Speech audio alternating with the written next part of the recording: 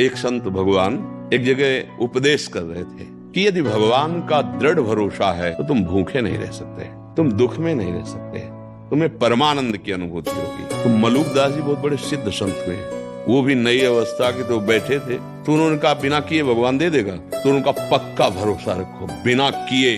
बोले हम खाए ना तो भगवान खवा देंगे, बोले पक्का खवा देंगे, विश्वास करो। वो उठे, गांव की तरफ चले तो कई बीघे ज्वार का खेत होता है ना, ज्वार लंबी लंबी, उसके बीच में एक बरगद का पेड़ था, उसमें जाकर ऊपर बैठ कर देखते हैं भगवान कैसे पहुंचता है। शाम तक बैठे रहे तो उस समय घोड़ों से राजकर्मचारी राजा लोग चलते थे, तो एक राजकुमार अपने निजी अंग सेवियों के साथ ऐसे भ्रमण के लिए निकला था। तो उसको बहुत सुंदर वट वृक्ष दिखाई दिया, बड़ा और सघन छाया। चलो इसके नीचे जो हम लोग भोजन लाए ना बैठ के पाते, अब सोने की थाल, वो तो राजकुमार है ना, तत्काल व्यवस्था की गई, वस्त्र बिछाया गया उनके ऊपर, थाल सब अच्छे अच्छे पदार्थ सब रखे गए। अंगरक्षक खड़े थे, इतने में देखा कुछ घोड़ों की टाप और सुनाई दे रही। तो उन्होंने देखा तो उनका ये तो दस्यु लोग हैं।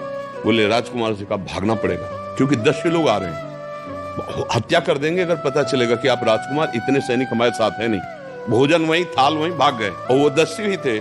वो लोग आए, भोजन ने सब देखा, बोले हम समझ गए प्लानिंग क्या थी, ये लोग आएंगे खाएंगे और मर जाएंगे। वो आदमी है यहाँ जिसने भोजन रखा है, हम लोग कोई ऐसे मंदबुद्धि के थोड़ी है, सब जान जाते हैं। आपस में कहे ढूंढो, यहाँ वो है जिसने भोजन रखा है। ऊपर बैठे थे मलुकदास, बोले उतर नीचे उतर। बोले उतरूंगा। जबरदस्ती 2 चढ़े उतार के लाए। बोले सारा भोजन इसको पवा, हम लोगों को मारना चाहता ना, पूरा भोजन पवा। जबरदस्ती गुलाब जामुन मुंह में, सब पूरा भोजन पवाती है। वो आनंदित हो रहे, माल गए प्रभु, माल गए, बिना किए जबरदस्ती पवा देते हो। Download ShareChat.